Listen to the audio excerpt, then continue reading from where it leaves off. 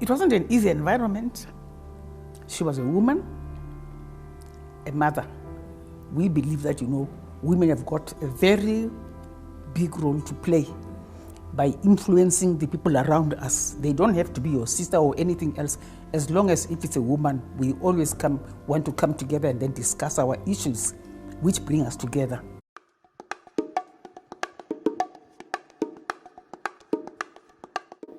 Throughout history, women all over the world, and especially women of color, have been faced with limitations and obstacles compared to their male counterparts. Specifically, in South Africa in the late 1800s, educational opportunities and political representation was restricted from women.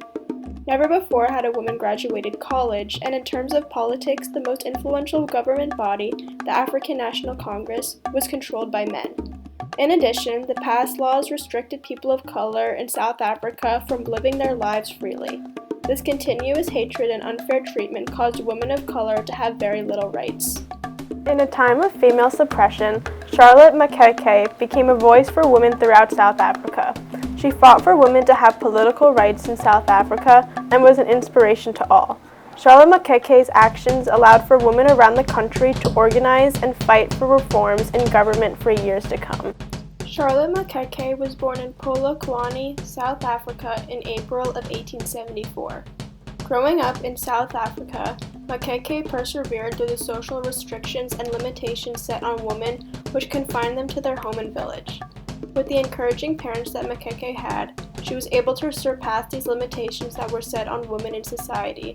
She received a missionary education in the early 1880s. At an early age, Maxeke was ahead of her classmates in primary school. She was especially talented in music, which created opportunities for her.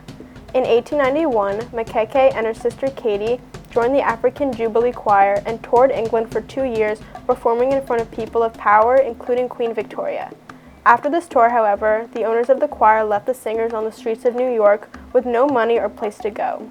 Their story was put in the newspaper, and a man, Bishop Daniel Payne, from the African Methodist Church she was involved in, recognized her name. He offered her a scholarship to Wilberforce University in Ohio. At Wilberforce, Maxeke earned her Bachelor of Science degree in 1901 and became the first Black South African woman to earn a degree. She was taught under W.E.B. Du Bois, a spokesperson for African American rights, who founded the National Association for the Advancement of Colored People. Du Bois was a great inspiration in Maxeke's life and became a friend of hers after she graduated. He would send her letters to help her with her political activism throughout her life. After she graduated from college, Charlotte Maxeke returned to South Africa with her husband in 1901. They both took up teaching jobs at a school they established at Everton on the Witwatersrand and continued to be involved in her church. Eventually, they both moved to Johannesburg, where they became more involved in politics. In 1912, Charlotte Maxeke and her husband attended the launch of the African National Congress, or the ANC. This Congress became the most influential government body in South Africa. Originally, it was run by male figures who supported the British, however they also claimed to value equality of all, regardless of color. Despite this, when the Congress was first created, it did not allow women to have active roles. Since the launch of the African National Congress, Charlotte Maxeke became focused on getting more women involved in politics. In 1913, she helped organize the anti-pass movement. This was a movement that fought against the pass laws, or laws that required people of color to carry documentation that showed where they worked so that authorities could control the movement of these people. It was an internal passport that was considered a form of segregation. The African National Congress aided this movement by using a grassroots organization approach to fight against racial restrictions. The anti-pass campaign had helped to provide females with a large amount of political representation, which fueled the creation of the Bantu Women's League, an organization founded by Charlotte Maxeke that was an all-female addition to the ANC. It was originally created for women to join together and fight against the extension of passes to women throughout the Union. However, it was soon added to the ANC Constitution. Charlotte Maxeke's national standing and ability to talk directly with officials and legislators allowed for the Bantu Women's League to become an independent organization and separate itself from the ANC.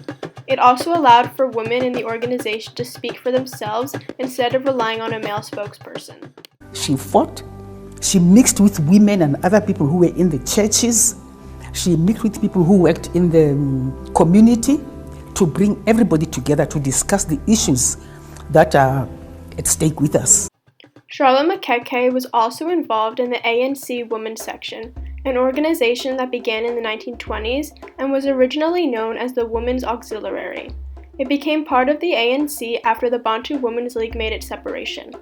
Many of the members of the Bantu Women's League were also involved in the ANC Women's Section, and, although the organizations were different, they had the same values and goals. Women who were involved in the women's section were able to attend more conferences, such as the annual conference, which was the highest decision-making conference. Furthermore, the women were able to impact other smaller women's organizations, such as the Daughters of Africa, and provide them with a voice and representation. In the early 1930s, the ANC went into a decline, thus causing the women's section to eventually fall out. In 1935, a group of women who had been involved in both the Bantu Women's League and Women's Section, including Charlotte Maxeke, attended the All-African Convention.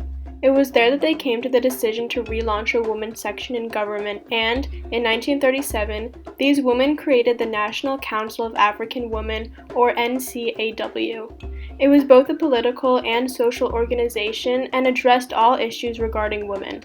The ANC had regained strength and paired with the NCAW. However, over time, this became a separate organization as it gained independence. In 1941, the ANC decided that the women's section should be formed again, and in 1943, the new women's section was made a permanent part of the ANC. Throughout this time, the anti-pass movement was still a large issue that had attracted more national attention, and females began to use their position in more influential ways. Frances Bard, a female who worked alongside Charlotte Maxeke, recalled the campaign and how the women organized themselves in her autobiography titled My Spirit Is Not Banned. She writes, "We used to go out in the evening, mainly when everyone is home from work, and we walk from house to house in the segregated township location and talk to women. We knock on the door, and when they open, we tell them we are from the Women's League and can we talk to them. We tell them how we want to do something about these troubles and how they must join us so we can be strong and go to the authorities about all these things. After a while, we had a group of women behind us who all wanted to help. Then we started to have big meetings. The discussions in these meetings were then taken to the ANC, where legislations were resolved to end the problems.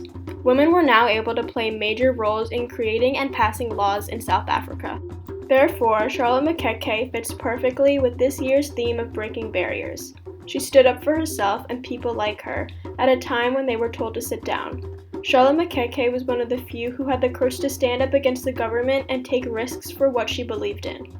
In a time when people of color had to carry around documentation regarding formal employment, she became an influential leader of the anti-pass campaign. She fought among many other strong leaders to try and bring this law to an end. Charlotte Maxeke is a perfect example of the theme breaking barriers because all her life she was defying the traditional norms of her society. From being the first South African woman to earn a degree to reforming the government system of her country, Charlotte Maxeke destroyed the barriers placed in front of her. She created new opportunities for women all throughout South Africa and became an inspiration for what these women had the ability to accomplish. Maxeke's struggle and fight for women is comparable to 20th century women's rights movements. An example is the Women's March. As stated on the organization's official website, the Women's March's goal is to harness the political power of diverse women and their communities to create transformative social change. They have organized a series of protests that dealt with issues such as, but not limited to, ending violence, reproductive rights, LGBTQIA rights, and workers' rights. Although these issues do not directly line up to Maxeke's line of work, this is an example of women in today's society fighting for their rights and what they believe in. We are bold, we are here as women, we've always participated in the ANC, and the ANC has worked hard towards the emancipation of women. Thanks to the hard work and bravery of Charlotte Maxeke, women in South Africa are closer to receiving the equality they deserve. In South Africa, they remember Maxeke with statues and streets dedicated to her name, to remember the hard work and dedication that Maxeke had to improving South Africa.